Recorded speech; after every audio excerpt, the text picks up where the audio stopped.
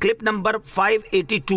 اس clip میں آپ قرآن پاک کی سورہ یوسف کی آیت نمبر 81 سے لے کر 83 تک کی تلاوت، ترجمہ اور تفسیر قرآن صراط الجنان سماعت فرمائیں گے۔ بسم اللہ الرحمن الرحیم۔ اللہ کے نام سے شروع جو نہایت مہربان رحمت والا ہے۔ ارجعوا الى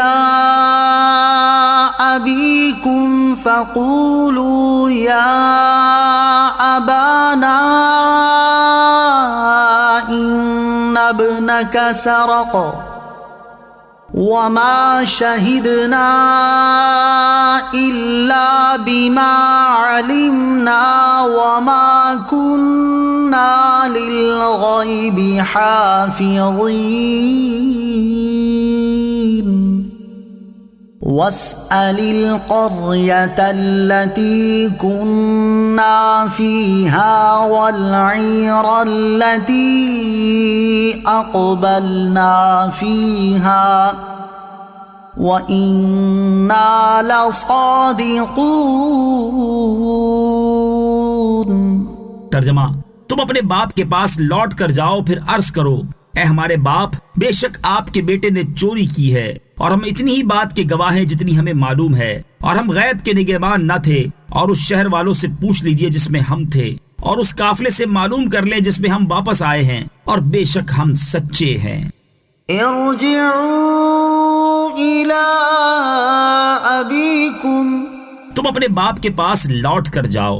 تفسیر صراط الجنان میں ہے، جس بھائی نے مصر ہی میں رہنے کا عزم کیا تھا، اس نے بقیہ بھائیوں سے کہا کہ تم اپنے والد حضرت یعقوب علیہ السلام کے پاس لوٹ کر جاؤ اور ان سے عرض کرو، اے ہمارے باپ، بے شک آپ علیہ السلام کے بیٹے کی طرف چوری کی نسبت کی گئی، اور ہم اتنی ہی بات کے گواہ ہیں جتنی ہمیں معلوم ہے کہ پیالہ ان کے کجاوے میں سے نکلا، اور ہم غیب کے نگہبان نہ تھے، اور ہمیں خبر نہ تھی کہ یہ صورت پیش آئے گی۔ حقیقت حال اللہ ہی جانے کہ کیا ہے، اور پیالہ کس طرح بنیامین کے سامان سے برآمد ہوا۔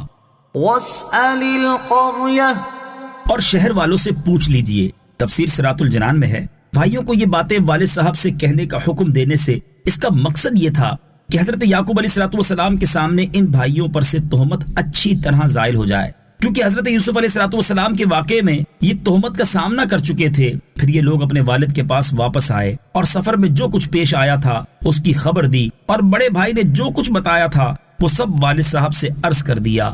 قال بل سولت لكم أنفسكم أمرا فصبر جميل عسى الله أن يأتيني بهم جميعا إنه هو العليم الحكيم۔